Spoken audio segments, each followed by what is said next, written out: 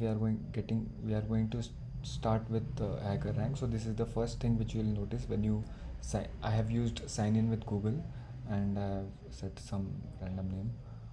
So here I am going to start with Python. So even if you don't know Python, if you just follow along the Hackerrank problems, you will learn. So no need to worry about whether you know the syntax or not. While solving these problems itself, you'll get to know the Python language. So I'll select Python here, Python 3. So here in the Hackerrank, what it will be there is most of the things that is taking input and output, all those things and printing will be taken care by Hackerrank itself.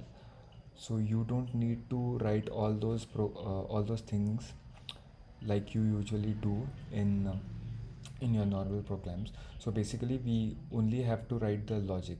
So here they have given hint type return a plus b. Okay, so most of the input output such things, I mean reading the input from the console and printing it, will be done by uh, the Hackerrank programs itself. Only we need to write the logic part.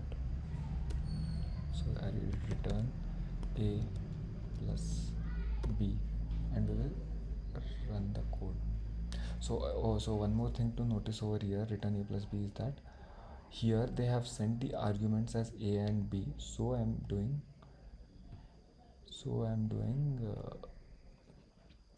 a plus b. So here this is the registration student. So I'll just write some random thing.